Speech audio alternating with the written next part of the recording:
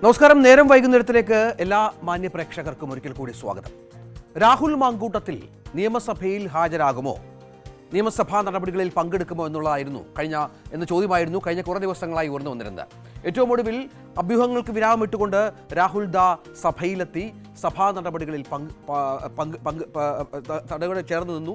ഒപ്പം യൂത്ത് കോൺഗ്രസിന്റെ തിരുവനന്തപുരം ജില്ലാ പ്രസിഡന്റ് രാഹുലിനൊപ്പം എത്തി. അങ്ങനെ ഇനിയിപ്പോൾ അടുത്ത രാഹുലിന്റെ ലക്ഷ്യം നമുക്ക് മനസ്സിലാക്കേണ്ടത് പാലക്കാട്ടേക്ക് പോവുക, മണ്ഡലത്തിലെ ജനങ്ങളെ കാണുക എന്നുള്ളതൊക്കെയാണ്. വലിയ പ്രതിഷേധം ഇന്ന് SFIയുടെ മറ്റു ഭാഗത്ത് നിന്ന് ഉണ്ടായി. പാലക്കാട്ടും സമാനമായ പ്രതിഷേധം ഉണ്ടാകുമെന്നാണ് പ്രതിപക്ഷം, പ്രത്യേകിച്ചും കോൺഗ്രസ്, CPM-ഉം ഒപ്പം BJP-യും ഒക്കെ പ്രധാനമായും മുന്നറിയിപ്പ് നൽകുകയും മറ്റും ചെയ്യുന്നത്. നമുക്ക് ആ വാർത്തയിലേക്ക് തന്നെ ആദ്യം പോകാം.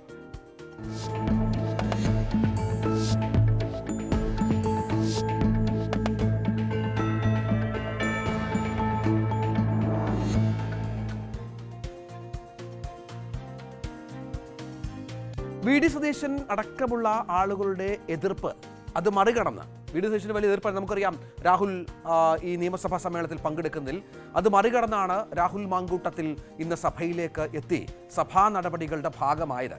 കന്നി പോരാട്ടത്തിൽ ജയിക്കുകയും ആദ്യമായി MLA ആകുകയും ഒക്കെ ചെയ്ത ഒരു ആളുടെ അവകാശമാണ് നിയമസഭാ സമ്മേളനത്തിൽ പങ്കെടുക്കാനും ബില്ലുകൾ മേലുള്ള ചർച്ചകളിലുമൊക്കെ തൻ്റെ അഭിപ്രായം പങ്കുവെക്കുക എന്നൊക്കെയുള്ളത്. പക്ഷേ അത് ഇപ്പോഴത്തെ പുതിയ സാഹചര്യത്തിൽ ലൈംഗിക ആരോപണമൊക്കെ രാഹുലിനെതിരെയുള്ള പശ്ചാത്തലത്തിൽ വലിയ തോതിൽ അത് പാർട്ടിയെ വെല്ലുവിളിക്കുന്നു എന്ന തരത്തിലുള്ള ഒരു വ്യാഖ്യാനം വന്നിരുന്നു. വലിയ വിഭാഗം നേതാക്കൾ രാഹുലിനെ പാർട്ടിയിൽ നിന്ന് പുറത്താക്കണമെന്ന് മാത്രമല്ല, നിയമസഭാ സമ്മേളനത്തിൽ പങ്കെടുപ്പിക്കരുത് എന്നും പ്രത്യേകിച്ച് VD സതീശൻ, അദ്ദേഹത്തിൻ്റെ മെൻഡറായ സതീശൻ പോലും അങ്ങനെ പറഞ്ഞു വെച്ചിരുന്നു എന്നുള്ളതാണ്. ഒപ്പം രാഹുലിൻ്റെ MLA സ്ഥാനത്ത് നിന്ന് രാഹുലിനെ രാജിവെപ്പിക്കണമെന്ന ആവശ്യവും ഉയർന്നിരുന്നു എന്നുള്ളത് പ്രധാനപ്പെട്ട കാര്യമാണ്. പക്ഷേ 20 മിനിറ്റ് സഭാ നടപടി ആരംഭിച്ച് 20 മിനിറ്റ് പിന്നിട്ടപ്പോൾ രാഹുൽ മാങ്കൂട്ടത്തിൽ അവിടെ എത്തി സഭാ നടപടിയിൽ പങ്കെടുത്തു. യൂത്ത് കോൺഗ്രസ് തിരുവനന്തപുരം ജില്ലാ അധ്യക്ഷൻ നേമം ഷഹീറിനൊപ്പം സഭയിൽ എത്തുകയായിരുന്നു രാഹുൽ. തുടർന്ന് സഭാ നടപടിയിൽ പങ്കെടുത്തു. PV അൻവർ നേരത്തെ MLA സ്ഥാനം രാജിവെച്ച് വീണ്ടും മത്സരത്തിനിറങ്ങിയ PV അൻവർ ഇരുന്ന അതേ സീറ്റിലാണ് രാഹുൽ മാങ്കൂട്ടത്തിൽ ഇന്ന് ഇരുന്നത്. ഈ അൻവറിന്റെ സീറ്റാണ് സ്പീക്കർ രാഹുലിനായി നൽകിയത് എന്നുള്ളതാണ് പ്രധാനപ്പെട്ട കാര്യം.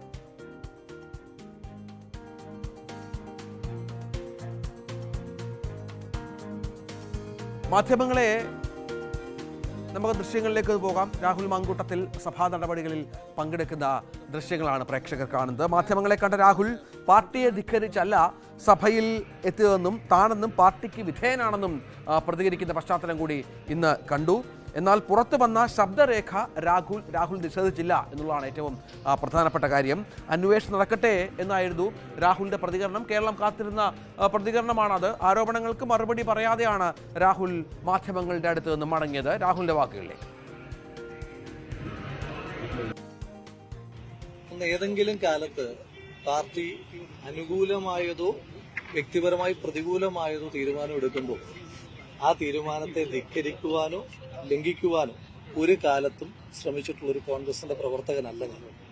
അപ്പം ഇപ്പോഴും സസ്പെൻഷനിലാണെന്ന് പറഞ്ഞാലും ഞാൻ പരിപൂർണമായി പാർട്ടിക്ക് വിധേയനായി മാത്രം പ്രവർത്തിക്കുന്ന ഒരാളാണ്. മറ്റൊരു വാർത്ത വന്നത്, ഞാൻ ഇന്ന് ഏതൊക്കെയോ നേതാക്കന്മാരെ കാണാൻ ശ്രമിച്ചു, അവരാരും കാണാൻ സമ്മതിച്ചില്ല. ആ വിഷയത്തിലും എനിക്ക് പറയാനായിട്ടുള്ളത്, ഒരു സസ്പെൻഷൻ കാലാവധിയിൽ ഉള്ള ഒരു പ്രവർത്തകൻ എങ്ങനെയൊക്കെയാണ് പെരുമാറേണ്ടതെന്നുള്ളൊരു ബോധ്യം ഈ പാർട്ടിയുടെ നിരവധി കാലമായിട്ടുള്ള ഒരു പ്രവർത്തക നിലയിൽ എനിക്കുണ്ട്. അപ്പൊ അതുകൊണ്ട് ഞാൻ ഒരു നേതാവിനെ കാണാൻ ശ്രമിച്ചിട്ടില്ല. കാരണം സസ്പെൻഷൻ പീരീഡിന് ചില മാനദണ്ഡങ്ങളുണ്ട്. രാഹുലിനൊപ്പം യൂത്ത് കോൺഗ്രസ് ജില്ലാ പ്രസിഡന്റ് നേരത്തെ പറഞ്ഞതുപോലെ സഭയിലെത്തിയതിൽ കടുത്ത വിമർശനം പാർട്ടി നേതാക്കളുടെ ഭാഗത്തു നിന്ന് ഉണ്ടാകുന്നുണ്ട്. രാഹുൽ മാങ്കൂട്ടത്തിൽ ദീപദാസ് മുൻഷിയുടെ AICC ജനറൽ സെക്രട്ടറി, നമുക്കറിയാം കേരളത്തിന്റെ ചുമതലയുള്ള AICCയുടെ ജനറൽ സെക്രട്ടറിയാണ്, അവരെ കാണാൻ ശ്രമിച്ചുവെന്നും അവർ അനുമതി നിഷേധിച്ചു എന്നുള്ള വാർത്തകളൊക്കെ ഇതിനിടയിൽ പുറത്തു വന്നു. രാഹുൽ നിഷേധിച്ചു എങ്കിൽ പോലും സഭയിൽ എത്തിയതിൽ പാർട്ടിക്ക് ഉത്തരവാദിത്തമെന്നാണ് KPCC അധ്യക്ഷൻ സണ്ണി ജോസഫ് പറഞ്ഞത്. ഒപ്പം മുരളീധരനും ഇതുമായി ബന്ധപ്പെട്ട് സ്പീക്കർ സമ്മതിച്ചത് കാരണമാണ് രാഹുൽ സഭാ നടപടികളിൽ പങ്കെടുത്തത് എന്ന് വ്യക്തമാക്കുകയുണ്ടായി. കൊടിക്കുന്നിൽ സുരേഷും രാജ്മോഹൻ ഉണ്ണിത്താനും വിമർശനത്തിന് ഒരു പരിധി കടക്കാതെ ഏതാണ്ട് രാഹുലിനൊപ്പമുള്ള വാക്കുകളാണ് ഇന്ന് മാധ്യമങ്ങളോട് പറഞ്ഞത്. ഈ 4 പ്രതികരണങ്ങളിലേക്ക് ഒന്ന് പോകാം. രാഹുൽ മാങ്കൂട്ടം ഇന്ന് സഭയിൽ എത്തിയിരിക്കുന്നു. കോൺഗ്രസിന് എന്താണ് പറയാനുള്ളത്? എത്തിയത് യൂത്ത് കോൺഗ്രസ് നേതാവിനൊപ്പമാണ്.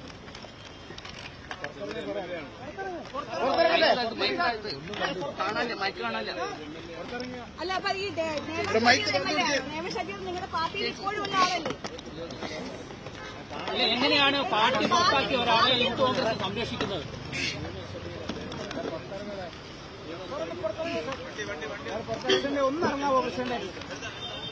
ഈ പാർട്ടി സസ്പെൻഡ് ചെയ്ത ഒരാൾക്ക് ഒപ്പം യൂത്ത് കോൺഗ്രസ് നേതാവ് എങ്ങനെ വരും പ്രസിഡന്റ്? അപ്പൊ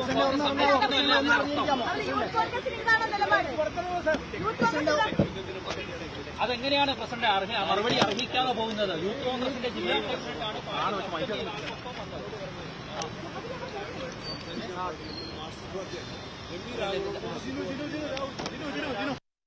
പാർട്ടിയിൽ നിന്ന് മാറ്റി നിർത്തിയ ഒരാള് അദ്ദേഹം സഭയിൽ വരുന്നതിനെ കുറിച്ച് പാർട്ടിക്ക് അന്വേഷിക്കേണ്ട കാര്യമില്ല. കാരണം പാർട്ടിയുടെ ചട്ടക്കൂടിലല്ല അദ്ദേഹം. പാർട്ടി ഇന്ന് അദ്ദേഹത്തിനെ മാറ്റി നിർത്തിയിരിക്കുക. അത് ആ തീരുമാനം നിലനിൽക്കുന്നു. ആ നിലയ്ക്ക് ഒരു നിയമസഭാ സാമാജിക എന്ന നിലയ്ക്ക് അദ്ദേഹത്തിന് പങ്കെടുക്കാതിരിക്കുകയും ചെയ്യുന്ന അദ്ദേഹത്തിന്റെ ഉത്തരവാദിത്വം. പക്ഷെ അത് സംബന്ധിച്ച് യാതൊരു കാര്യത്തിലും പാർട്ടിക്ക് ഉത്തരവാദിത്വമില്ല. പാർട്ടിക്ക് ഈ കാര്യത്തിൽ ഉത്തരവാദിത്വമില്ല. അദ്ദേഹം ഇപ്പൊ പാർട്ടിക്ക് പുറത്താണ്, സഭയിൽ പ്രത്യേക ബ്ലോക്കാണ്. പിന്നെ നിയമസഭാ സാമാജികനെ തടയാൻ പാർട്ടിക്ക് ഇന്നത്തെ സാഹചര്യത്തിൽ കഴിയില്ല. അതുകൊണ്ട് അദ്ദേഹം പങ്കെടുക്കാതിരിക്കുകയും ചെയ്യട്ടെ. അത് പാർട്ടി ചർച്ച ചെയ്യേണ്ട വിഷയമല്ല. ഒരു പ്രതിരോധത്തിൽ അവരെ പാർട്ടിയുടെ സ്റ്റാൻഡ് എടുത്തു കഴിഞ്ഞു. ആ സ്റ്റാൻഡിൽ ഉറച്ചുകൊണ്ട് തന്നെ ഭരണകക്ഷിയുടെ തെറ്റുകൾ ചൂണ്ടിക്കാണിച്ചുകൊണ്ട് ശക്തമായി ഞങ്ങൾ നിയമസഭയിൽ പോരാടും. അതിന് രാഹുൽ മാങ്കൂട്ടത്തിൽ വന്നാലും വന്നില്ലെങ്കിൽ അത് ഞങ്ങളുടെ ഒരു വിഷയമല്ല. അത് ഇപ്പൊ ഞങ്ങളോടൊപ്പം ഇല്ല. കോൺഗ്രസ് പാർട്ടിയിൽ രാഹുൽ മാങ്കൂട്ടം ഇല്ല. പാർലമെന്ററി പാർട്ടിയിൽ നിന്ന് അദ്ദേഹത്തെ മാറ്റി നിർത്തിയിരിക്കുക. യൂത്ത് കോൺഗ്രസ് സംസ്ഥാന പ്രസിഡന്റ് സ്ഥാനം അദ്ദേഹം ഒഴിഞ്ഞിരിക്കും.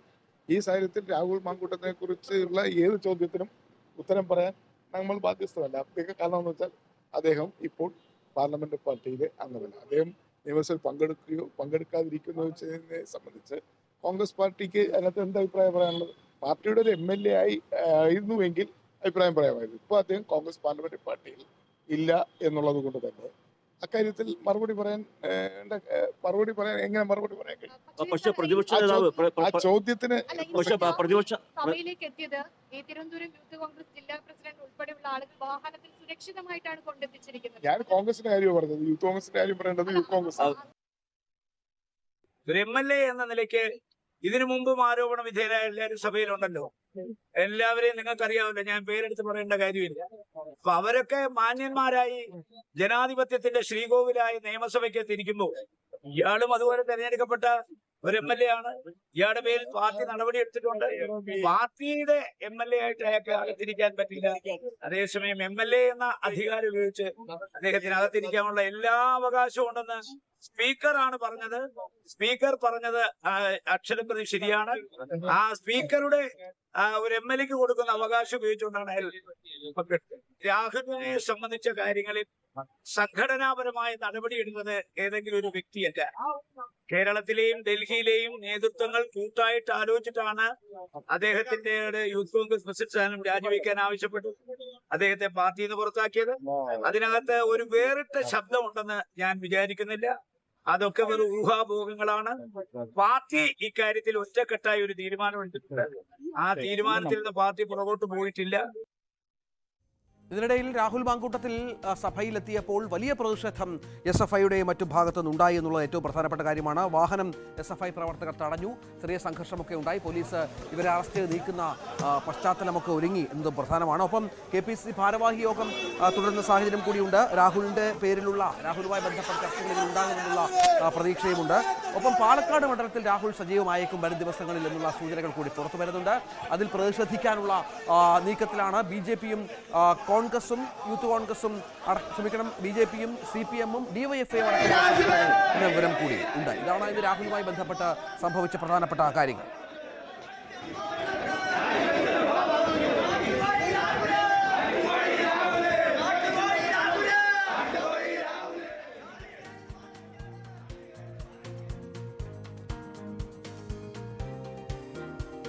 വഖഫ് ഭേദഗതി നിയമം കഴിഞ്ഞ കുറേ നാളുകളായി രാഷ്ട്രീയമായി കേരളം ചർച്ച ചെയ്തൊരു വിഷയമാണ്. മുനമ്പത്തൊക്കെ ഇതെന്ത് ഇമ്പാക്റ്റ് ഉണ്ടാക്കും എന്നുള്ള വിവരങ്ങൾ ഒക്കെ വലിയ സജീവ ചർച്ചയാണ്, നമുക്കറിയാം. ഇതിനിടയിൽ ഇന്ന് കോടതിയുടെ വളരെ പ്രധാനപ്പെട്ട ഒരു തീരുമാനമുണ്ടായി എന്നുള്ളതാണ് ഇതിൽ നിർണായകമായത്. അത് വഖഫ് ഭേദഗതി നിയമത്തിന് ഭാഗികമായ സ്റ്റേ കോടതിയുടെ ഭാഗത്തു നിന്ന് വന്നു. 5 വർഷം ഇസ്ലാം മതം പിന്തുടരണം, വഖഫ് നൽകാൻ, തർക്കഭൂമിക്ക് വഖഫ് പദവി നഷ്ടമാകും എന്നടക്കമുള്ള വിവാദ വ്യവസ്ഥകൾക്ക് സ്റ്റേ വരുത്തിയിരിക്കുന്ന സുപ്രീം കോടതി നിർണായകമാണ്. വഖഫ് ബോർഡുകളിൽ അമുസ്ലിങ്ങളുടെ എണ്ണം 3-ൽ കൂടുതലാകരുതെന്നുള്ള കോടതിയുടെ നിർദ്ദേശവും ഇന്ന് പുറത്തു വന്ന പശ്ചാത്തലമുണ്ട്. അതിൽ വലിയ പ്രതികരണങ്ങൾ ഉണ്ടായി. ഇതിൽ അന്തിമ വിധിയല്ല എന്നും നിയമം മുസ്ലിം വിരുദ്ധമാണെന്ന വാദം കോടതി തള്ളിയെന്നുമാണ് ഇന്ന് ഹിന്ദു ഐക്യവേദിയുടെ പ്രസിഡന്റ് RV ബാബു ഇതുമായി ബന്ധപ്പെട്ട് ന്യൂസ് 18നോട് പ്രതികരിച്ചു.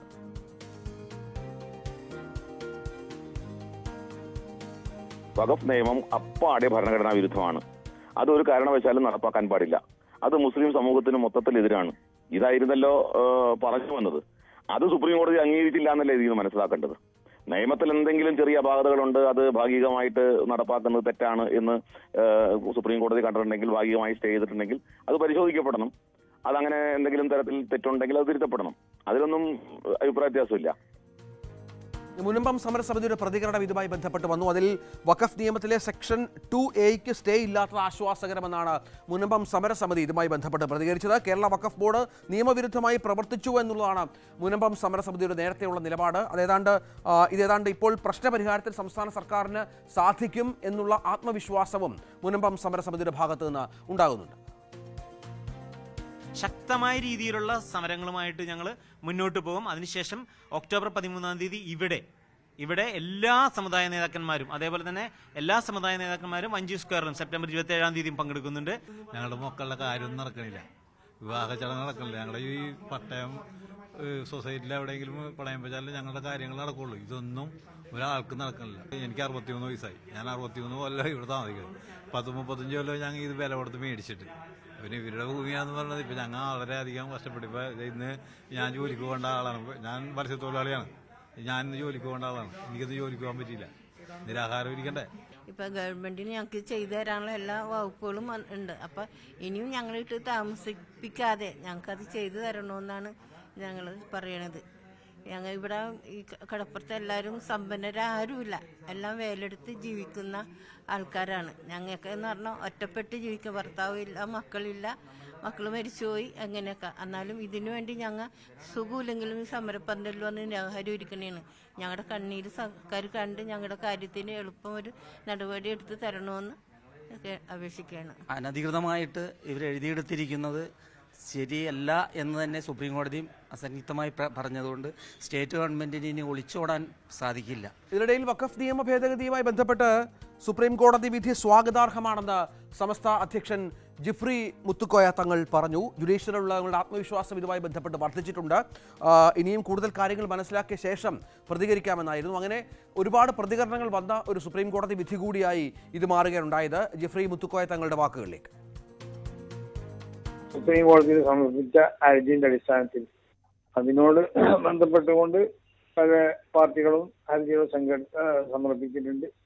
അതിന്റെ അടിസ്ഥാനത്തിൽ കോടതിയിൽ നിന്നുണ്ടായ വിധി ബന്ധപ്പെട്ടവരിൽ നിന്നും കേട്ടതനുസരിച്ച് വളരെയധികം സന്തോഷകരമാണ്. ജുഡീഷ്യറിയിൽ നമുക്കുള്ള വിശ്വാസം ഒന്നും കൂടി വർദ്ധിപ്പിച്ചിരിക്കുകയാണ്.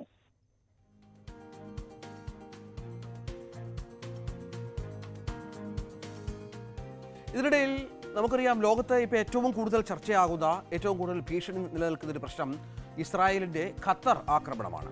ഇതിനെതിരെ ഇസ്ലാമിക രാജ്യങ്ങൾ, അറബ് രാജ്യങ്ങൾ ഒന്നിക്കുന്നു എന്നുള്ള സൂചനകൾ കൂടി പുറത്തു വരുന്ന പശ്ചാത്തലത്തിൽ ഇന്ന് വളരെ പ്രധാനപ്പെട്ട സുപ്രധാനമായ ഒരു ഉച്ചകോടി ഖത്തറിൽ ചേരുകയാണ്.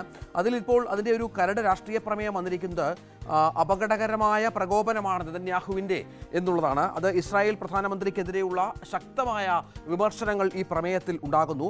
വിഷയത്തിൽ സംയുക്ത നിലപാട് അല്പസമയത്തിനകം ഈ അറബ് ഇസ്ലാമിക് രാജ്യങ്ങൾ പ്രഖ്യാപിക്കുമെന്നാണ് മനസ്സിലാക്കേണ്ടത്. ലോകരാജ്യങ്ങൾ ഈ വിഷയത്തിൽ ഇരട്ടത്താപ്പ് ഒഴിവാക്കണം എന്നുള്ള വ്യക്തമായ സന്ദേശം കൂടി ഖത്തർ നൽകുന്ന സാഹചര്യവും പ്രധാനമാണ്.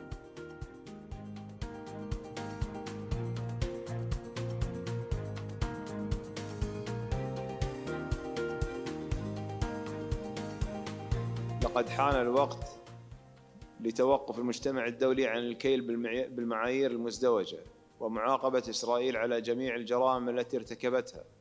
ويجب أن تعلم إسرائيل أن حرب الإبادة المستمرة التي يتعرض لها الشعب الفلسطيني الشقيق، التي تستهدف نزعه من أرضه وتهجيره قسرا من وطنه، لن تفلح مهما رددت من مزاعم لتبريرها. إن تمادي അതായത് ലോകരാജ്യങ്ങൾ ഈ വിഷയത്തിൽ ഇരട്ട നിലപാട് സ്വീകരിക്കരുത്. അതായത് ഇസ്രായേലിന് എതിരായി നിൽക്കണം. അമേരിക്കയൊക്കെ പരോക്ഷമായി സൂചിപ്പിച്ചുകൊണ്ടാണ് ഖത്തറിന്റെ പ്രധാനമന്ത്രി ഷെയ്ഖ് മുഹമ്മദ് ബിൻ അബ്ദുറഹ്മാൻ അൽത്താനി വിളിച്ചു ചേർത്ത യോഗത്തിൽ വളരെ പ്രധാനപ്പെട്ട നിർദ്ദേശമായി മുന്നോട്ട് വന്നത്. ഇസ്രായേലിനെ അവർ ചെയ്യുന്ന കുറ്റകൃത്യങ്ങൾക്ക് ശിക്ഷിക്കേണ്ട അവസരം കൂടി അവസരം വന്നിരിക്കുകയാണ്, ഇപ്പോൾ സംജാതമായിരിക്കുകയാണ് എന്നുള്ള മുന്നറിയിപ്പ് കൂടി നൽകുകയാണ്. ഏതായാലും ഉച്ചകോടിയിൽ പങ്കെടുക്കാൻ അറബ് രാഷ്ട്രങ്ങൾ പ്രധാനപ്പെട്ട നേതാക്കളെല്ലാം ദോഹയിൽ എത്തിച്ചേർന്നിട്ടുണ്ട്. നാളെ ഈ രാജ്യങ്ങളിലെ വിദേശകാര്യമന്ത്രിമാരുടെ കൂടിക്കാഴ്ച നടക്കുമെന്നുള്ള വിവരങ്ങൾ കൂടി പുറത്തു വരുന്നുണ്ട്. ഖത്തറിനെ യുണൈറ്റഡ് നേഷൻസിന്റെ വലിയ സഖ്യകക്ഷിയെ വിശേഷിപ്പിച്ചുകൊണ്ടുള്ള അമേരിക്കൻ പ്രസിഡന്റ് ഡൊണാൾഡ് ട്രംപിന്റെ വാക്കുകളും ഇന്നേറെ ശ്രദ്ധേയമായി. കാരണം ഖത്തറിനെ കൈകാര്യം ചെയ്യുന്നതിൽ ഇസ്രായേൽ കുറച്ചുകൂടി ശ്രദ്ധിക്കണമെന്നുള്ള മുന്നറിയിപ്പാണ് ട്രംപിന്റെ ഭാഗത്ത് നിന്ന് ഉണ്ടായത് എന്നുള്ളത് ഏറ്റവും പ്രധാനപ്പെട്ട കാര്യമാണ്. ഇത് ഇങ്ങനെയൊരു പ്രതികരണം ട്രംപിന്റെ ഭാഗത്തു നിന്ന് വരാൻ നിർണായകമായ സാഹചര്യങ്ങളുണ്ട്. അതായത് കഴിഞ്ഞ ആഴ്ച ഖത്തറിൽ നടന്ന ഹമാസ് നേതാക്കൾക്കെതിരായ ഇസ്രായേലിന്റെ ആക്രമണത്തെക്കുറിച്ച് എന്തെങ്കിലും പറയാനുണ്ടോ എന്ന് ചോദിച്ചപ്പോഴായിരുന്നു ഈ പ്രതികരണം ഉണ്ടായത് എന്നുള്ളതും പ്രധാനമാണ്. എൻ്റെ സന്ദേശം അവർ വളരെ നന്നായി ശ്രദ്ധിക്കണമെന്നതാണ്. അവർ ഹമാസിനെതിരെ എന്തെങ്കിലും ചെയ്യണം, എന്നാൽ ഖത്തർ യുണൈറ്റഡ് സ്റ്റേറ്റ്സിന്റെ മികച്ച സഖ്യകക്ഷിയാണ് എന്ന ട്രംപിന്റെ വാക്കുകൾ അതാണ് ഇരട്ടത്താപ്പ് എന്നൊരു പക്ഷേ ഖത്തറിന് തോന്നിയിട്ടുള്ളത്. കാരണം നമുക്കറിയാം, അമേരിക്കയുടെ അറിവില്ലാതെ ഒരു ആക്രമണം ഖത്തറിൽ നടത്താൻ ഒരിക്കലും ഇസ്രായേൽ തയ്യാറാവുകയില്ല. അമേരിക്കയെ കൃത്യമായി അറിയിച്ചിട്ടാണ് ഹമാസ് നേതാക്കളെ വധിക്കാനുള്ള ശ്രമങ്ങൾ ഇസ്രായേലിന്റെ ഭാഗത്ത് നിന്ന് ഉണ്ടായത് എന്നുള്ളതും പ്രധാനമാണ്. അവിടെയാണ് ഇരട്ടത്താപ്പ് ഖത്തർ അമേരിക്കയുമായി ബന്ധപ്പെട്ടും മറ്റു ലോകരാജ്യങ്ങളുമായി ബന്ധപ്പെട്ടും സംശയിക്കുന്നത്.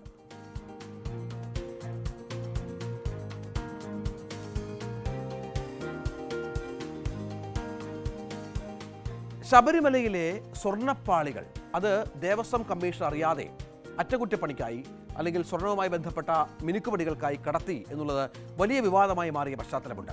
ദേവസ്വം ബോർഡ് കഴിഞ്ഞ ദിവസം നിരുപാധികം കോടതിയിൽ ഈ വിഷയത്തിൽ മാപ്പ് പറഞ്ഞു എങ്കിൽ പോലും കോടതിക്ക് വലിയ സംശയങ്ങൾ ഇപ്പോഴുമുണ്ട്. നിരവധി ചോദ്യങ്ങൾ കോടതി മുന്നോട്ട് വച്ചിരിക്കുന്നു. സ്വർണം പൂശിയ വിവരങ്ങളിൽ അവ്യക്തതയുണ്ട് എന്നുള്ളത് വളരെ പ്രധാനപ്പെട്ട ഒരു ചോദ്യമാണ്. സ്വർണ്ണപ്പാളി നിർമ്മാണത്തിനായി എത്ര സ്വർണം ഇതുവരെ ഉപയോഗിച്ചുവെന്ന് കോടതി ചോദിക്കുന്നൊരു പശ്ചാത്തലമുണ്ട്. സ്വർണ്ണപ്പാളി പണി പൂർത്തിയാക്കി കഴിഞ്ഞാൽ ഉടൻ തിരികെ എത്തിക്കണം എന്നും കോടതി വളരെ കൃത്യമായി നിർദ്ദേശിച്ചിരിക്കുന്നു. 2019 മുമ്പും സ്വർണം പൂശിയിരുന്നുവെന്ന് ഹൈക്കോടതി നിരീക്ഷിച്ചു. മഹസർ ഉൾപ്പെടെ എല്ലാ മുൻ രേഖകളും മറ്റന്നാൾ ഹാജരാക്കണം എന്നുള്ള ശക്തമായ മുന്നറിയിപ്പ് ഹൈക്കോടതി ദേവസ്വം ബെഞ്ച് നൽകി എന്നുള്ളതാണ് ഏറ്റവും പ്രധാനപ്പെട്ട കാര്യം. ശബരിമല ക്ഷേത്രത്തിലെ ദ്വാരപാലക ശില്പത്തിലെ നമുക്കറിയാം സ്വർണ്ണപ്പാളി കോടതിയുടെയും ദേവസ്വം കമ്മീഷണറുടെയും അറിവില്ലാതെ അറ്റകുറ്റപ്പണിക്ക് കൊണ്ടുപോയതാണ് വലിയ വിവാദത്തിന് കാരണമായത്. ഈ വിഷയത്തിൽ തിരുവിതാംകൂർ ദേവസ്വം ബോർഡ് ഹൈക്കോടതിയിൽ നിരുപാധികം നേരത്തെ പറഞ്ഞതുപോലെ മാപ്പ് പറഞ്ഞ ഒരു പശ്ചാത്തലം കൂടി ഇതിനോട് ചേർത്ത് വെക്കണം. ഇതിനിടയിലാണ് സ്വർണ്ണം പൂശിയതുമായി ബന്ധപ്പെട്ട എല്ലാ രേഖകളും, കാരണം കോടതിക്ക് ഒരുപാട് സംശയങ്ങളുണ്ട്, വർഷങ്ങളോളം നിലനിൽക്കുന്ന ഒരു സംവിധാനമെന്നാണ് ഈ സ്വർണ്ണപ്പാളി നൽകിയ ആൾ പറഞ്ഞിരുന്നത്. പക്ഷേ ഇത്ര പെട്ടെന്ന് ഈ 10 വർഷം മാത്രം ആകുന്ന ഒരു സ്വർണ്ണപ്പാളിക്ക് വീണ്ടും അറ്റകുറ്റപ്പണി എന്ന് പറയുമ്പോൾ അത് വലിയ പ്രധാനപ്പെട്ട വിഷയമാണ്. ഒപ്പം ഈ സ്വർണ്ണപ്പാളി ഉരുക്കി ഇതിനകം എന്നുള്ള വിവരം കൂടി ദേവസ്വം ബോർഡ് കോടതി അറിയിച്ച പശ്ചാത്തലം കൂടിയുണ്ട്. അപ്പോൾ ദേവസ്വം ബോർഡ് വിശദീകരണമായി പറയുന്നത് കാണിക്കയായി വീണ നാണയങ്ങൾ ലഭിക്കുന്ന നാണയങ്ങൾ വീണ് സ്വർണ്ണപ്പാളികൾക്ക് പൊട്ടൽ സംഭവിച്ചു, അതിനാലാണ് അറ്റകുറ്റപ്പണിക്കാരെ കൊണ്ടുപോയതൊക്കെയാണ് കോടതിയെ ബോർഡ് അറിയിക്കാൻ ശ്രമിച്ചത്. സുരക്ഷാ മാനദണ്ഡങ്ങൾ പാലിച്ചാണ് ഈ നടപടി സ്വീകരിച്ചത് എന്നും ബോർഡ് വിശദീകരിക്കുന്നുണ്ട്. അതേസമയം തന്ത്രി അടക്കമുള്ളവരെ ഈ വിഷയം അറിയിച്ചു എന്നും ദേവസ്വം ബോർഡ് കോടതിയെ ബോധിപ്പിക്കാൻ ശ്രമിച്ചു. പക്ഷേ ഈ സ്വർണ്ണപ്പാളി എപ്പോഴാണ് നീക്കം ചെയ്തത്, ആരോട് ചോദിച്ചിട്ടാണ്, എന്താ കാര്യമാണ് ഇതുമായി ബന്ധപ്പെട്ടവരെ എന്തുകൊണ്ട് അറിയിച്ചിട്ടില്ല എന്ന വിശദമായ വിമർശനം ഹൈക്കോടതിയുടെ ദേവസ്വം ബെഞ്ചിൻ്റെ ഭാഗത്ത് നിന്ന് ഉണ്ടായി എന്നുള്ളതാണ്. പക്ഷേ ഇപ്പോഴും അടിയന്തരമായി എത്തിക്കാൻ നിർദ്ദേശം നൽകിയിട്ടില്ല. രേഖകൾ പരിശോധിച്ചതിന് ശേഷമാകും കോടതി ഇക്കാര്യത്തിൽ ഒരു അന്തിമമായ തീരുമാനത്തിലേക്ക് എത്തുക എന്നാണ് നമുക്ക് മനസ്സിലാക്കേണ്ടത്. ഇത് വളരെ പ്രധാനപ്പെട്ട ഒരു കാര്യം തന്നെയാണ്. അതായത് തിരുവിതാംകൂർ ദേവസ്വം ബോർഡിനെ ഏറെ സംശയനിഴലിലാക്കിയ ഒരു സംഭവമായി കൂടി ഇത് മാറുന്ന ഒരു പശ്ചാത്തലം കൂടിയുണ്ട്. നമുക്കറിയാം, കർശന നിരീക്ഷണമുണ്ട് ഹൈക്കോടതിയുടെ ശബരിമല ക്ഷേത്രവുമായി ബന്ധപ്പെട്ട്. അവിടെ ദേവസ്വം കമ്മീഷണറുണ്ട് എന്നതും പ്രധാനമാണ്. ഇവരാരും അറിയാതെ ഈ സ്വർണ്ണപ്പാളി, പ്രത്യേകിച്ച് ആഗോള അയ്യപ്പ സംഗമമൊക്കെ നടത്താനിരിക്കുന്ന പശ്ചാത്തലത്തിലാണ് ഈ ഒരു വിവാദം പൊട്ടിപ്പുറപ്പെട്ടത്. ആദ്യമൊക്കെ ദേവസ്വം ബോർഡിന്റെ വാദം ഈ വിഷയം ശ്രദ്ധ തിരിക്കാനാണ് എന്നുള്ളതായിരുന്നു. ആഗോള അയ്യപ്പ സംഗമത്തിന്റെ ഒരു പ്രാധാന്യം കുറയ്ക്കാനും ദേവസ്വം ബോർഡുമായി ബന്ധപ്പെട്ട അപകീർത്തികരമായ കാര്യങ്ങൾ പ്രചരിപ്പിക്കാനും മറ്റുള്ള നീക്കമാണ് എന്നായിരുന്നു ആദ്യഘട്ടത്തിൽ ഇതുമായി ബന്ധപ്പെട്ടുള്ള ദേവസ്വം ബോർഡിന്റെ പ്രതികരണം. പക്ഷേ ഇപ്പോൾ കാര്യങ്ങൾ കുറച്ചുകൂടി ദേവസ്വം ബോർഡിന് തന്നെ ഒരു വ്യക്തത വന്നിട്ടുണ്ട്. കാരണം നിരവധികം മാപ്പൊക്കെ പറയുകയാണ് ദേവസ്വം ബോർഡ് എന്നുള്ളത് ഏറ്റവും പ്രധാനപ്പെട്ട ഒരു കാര്യമാണ്. മഹസർ ഉൾപ്പെടെയുള്ള എല്ലാ മുൻരേഖകളും ഹാജരാക്കണം ദേവസ്വം ബോർഡ് എന്ന് പറഞ്ഞാൽ കോടതി ഈ വിഷയത്തിന്റെ ഗൗരവം കുറച്ചുകൂടി കടുപ്പിക്കുന്നു എന്നുള്ളത് തന്നെയാണ് പ്രധാനമായി ഉള്ളത്. അതിൽ ഒരുപാട് ചോദ്യങ്ങൾ കൂടി കോടതിയുടെ ഭാഗത്ത് നിന്ന് ഉണ്ടാകുന്ന ഒരു സാഹചര്യം ഏറെ നിർണായകമായി മാറുകയാണ്. വ്യക്തമാക്കുകയാണ്. അനുമതിയില്ലാതെ അറ്റകുറ്റപ്പണിക്ക് കൊണ്ടുപോയി എന്നുള്ളതാണ്. അതിൽ സംശയങ്ങളുണ്ട്. കാരണം ലക്ഷക്കണക്കിന് കോടിക്കണക്കിന് രൂപ വിലയുള്ള സ്വർണ്ണമാണ് ഇത്. അത് ഏത് തരത്തിൽ കൈകാര്യം ചെയ്യുമെന്ന കാര്യത്തിലേക്ക് ഒരു പ്രശ്നമുണ്ട്. ഈ സ്വർണം നൽകിയ, ഇത്രയധികം സ്വർണം നൽകിയ ആളുടെ സ്വത്ത് വിവര കണക്കുകൾ, ഇയാളുടെ മറ്റ് ഇടപാടുകളൊക്കെ കോടതി ചോദിച്ച പശ്ചാത്തലം കൂടി ഇതിനോട് ചേർത്ത് വെക്കണം. അങ്ങനെ ആകപ്പാടെ ഈ സ്വർണ്ണപ്പാളിയുമായി ബന്ധപ്പെട്ട് ദേവസ്വം ബോർഡ് വല്ലാതെ കുരുക്കിലായ ഒരു പശ്ചാത്തലം കൂടി ഇതിനോട് ചേർത്ത് വെക്കണം.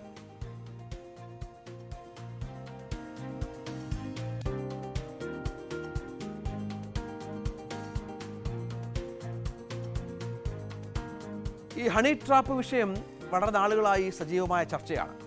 പലരെയും പറഞ്ഞു പറ്റിച്ച് പണം പിടുങ്ങുക എന്നുള്ളതാണ്. ഇതിന് ചിലപ്പോൾ ഈ യുവതികൾക്ക് ഒപ്പമുള്ള ആൺ സുഹൃത്തുക്കളോ അല്ലെങ്കിൽ ഭർത്താക്കന്മാരോ കാമുകന്മാരോ ഒക്കെ ആയിരിക്കും കൂട്ടായി നിൽക്കുക. സമാനമായ ഒരു സംഭവം പത്തനംതിട്ട കോയിപ്പുറത്ത് സംഭവിച്ചത് കഴിഞ്ഞ 2 ദിവസമായി വലിയ ചർച്ചയാണ്. ഇതിലിപ്പോൾ പോലീസ് സംശയിക്കുന്നത് ഇതുമായി ബന്ധപ്പെട്ട് കൂടുതൽ ഇരകളുണ്ടോ എന്നുള്ളതാണ്. ഈ പറഞ്ഞ ഒരാളിൽ മാത്രം മുഖ്യപ്രതി ജയേഷിൻ്റെ ഫോണിലെ ദൃശ്യങ്ങൾ പരിശോധിക്കുമ്പോൾ ഇതുമായി ബന്ധപ്പെട്ട് കൂടുതൽ വിവരങ്ങൾ ലഭ്യമാകുമെന്നുള്ള ഒരു നിരീക്ഷണത്തിലാണ് പോലീസ് എന്നാണ് മനസ്സിലാക്കേണ്ടത്. ഭാര്യ രശ്മിയുടെ ഫോണിൽ നിന്നും ഇതിനിടയിൽ യുവാക്കളെ മർദ്ദിക്കുന്ന, വളരെ ക്രൂരമായി മർദ്ദിക്കുന്ന, ജനനേന്ദ്രിയത്തിലൊക്കെ സ്റ്റേപ്പിൾ അടിക്കുക, വല്ലാതെ മർദ്ദിക്കുക, അങ്ങനെ നിരവധി സംഭവങ്ങൾ ഇതുമായി ബന്ധപ്പെട്ട് പുറത്തു വന്നിട്ടുണ്ട്. ഇതിൻ്റെ ഒരു പശ്ചാത്തലം കൂടി നമുക്ക് മനസ്സിലാക്കുന്നത് ആലപ്പുഴ സ്വദേശിയായ 19-കാരൻ, റാന്നി സ്വദേശിയായ 30-കാരൻ എന്നിവരാണ് ഇപ്പോൾ കുടുക്കിയതായി പോലീസിനും അന്വേഷണ സംഘത്തിനും നമുക്ക് വിവരം കിട്ടിയിരിക്കുന്നത്. പക്ഷേ ഇത് സംബന്ധിച്ച് 2 പേരുടെ പരാതി കൂടി ഇപ്പോൾ പോലീസിൻ്റെ മുന്നിലെത്തി എന്നുള്ള വിവരം കൂടിയാണ് ഈ ഘട്ടത്തിൽ പുറത്തു വരുന്നത്. വീട്ടിൽ വെച്ച് അതിക്രൂരമായ, അതായത് കോയിപ്പുറത്തെ ഈ വീട്ടിൽ വെച്ച് അതിക്രൂരമായ മർദ്ദനത്തിന് ഇവർ 2 പേരും ഇരയായി എന്നാണ് ഇപ്പോൾ ലഭിക്കുന്ന സൂചനകൾ എന്നാണ് ഇപ്പോൾ പോലീസ് പുറത്തുവിടുന്ന വിവരമനുസരിച്ച്. അറസ്റ്റിലായ ഈ രശ്മി എന്ന വനിത, സ്ത്രീയാണ് ഹണി ട്രാപ്പിന് നേതൃത്വം നൽകിയത്. ഇവരെ കാണാനായാണ് യുവാക്കൾ ഈ വീട്ടിലെത്തിയത് എന്നാണ് മനസ്സിലാകുന്നത്. പലതരത്തിൽ ഇവരെ സ്വാധീനിച്ചാണ് ഇതിൽ പെടുത്തിയത് എന്നും പോലീസിന് വിവരങ്ങൾ കിട്ടിയിട്ടുണ്ട്.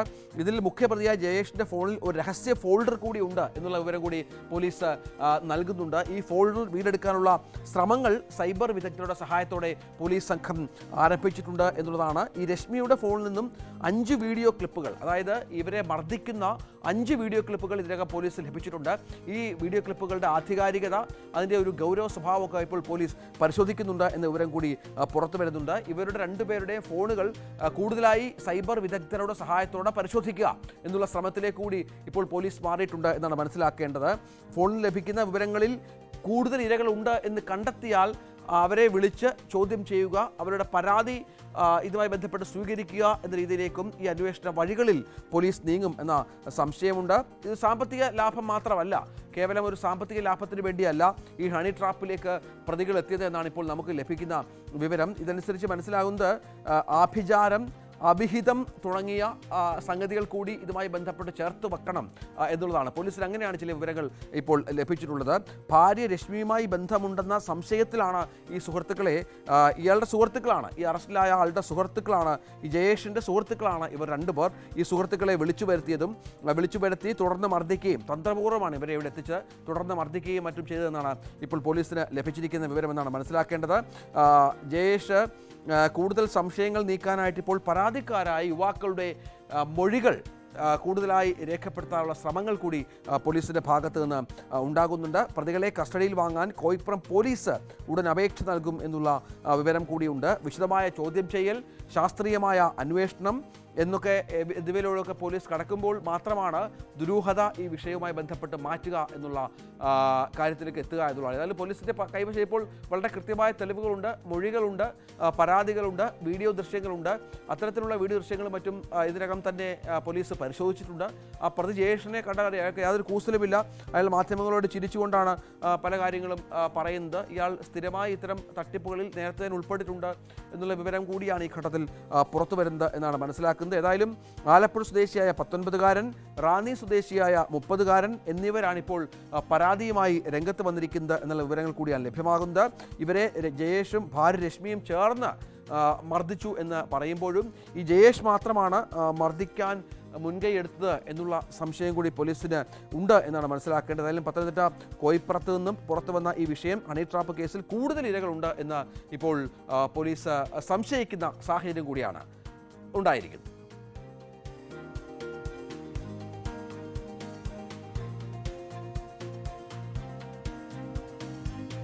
നമുക്കൊരു ഇടവേളയിലേക്ക് പോകണം. ഇടവേളയ്ക്ക് ശേഷം നേരം വൈകുന്നേരത്തിൽ വളരെ പ്രധാനപ്പെട്ട ഒരു വിഷയത്തിലുള്ള ചർച്ചയാണ്. അത് മറ്റൊന്നുമല്ല, നമുക്കറിയാം കഴിഞ്ഞ കുറേ നാളുകളായി മെസ്സി കേരളത്തിലെത്തുമോ, അർജന്റീന ടീം കേരളത്തിലെത്തുമോ എന്നുള്ള ചില അഭ്യൂഹങ്ങളൊക്കെ പ്രചരിച്ചിരുന്നു. അതിലൊരു വ്യക്തത വന്നു. ഡിസംബർ മാസത്തിൽ അർജന്റീന ടീം കേരളത്തിലെത്തുമെന്നുള്ള ഏറ്റവും ഒടുവിൽ സ്പോൺസർമാരുടെ ഭാഗത്തു നിന്നും സർക്കാരിൻ്റെ ഭാഗത്തു നിന്നൊക്കെ ഒരു സ്ഥിരീകരണം വന്നു. പക്ഷേ ഇപ്പോൾ പുതിയ പലസ്തീൻ ഇസ്രായേൽ സംഘർഷവുമായൊക്കെ ബന്ധപ്പെട്ട് അർജന്റീന എന്ന രാജ്യത്തിൻ്റെ UN-ലെ നിലപാട് കേരളത്തിലും ചർച്ചയാവുകയാണ്. ഇതുമായി ബന്ധപ്പെട്ട് EP സമസ്തയുടെ നേതാവ് ഫേസ്ബുക്കിലിട്ട ഒരു കുറിപ്പ് അത് വലിയ ചർച്ചയാകുന്നു.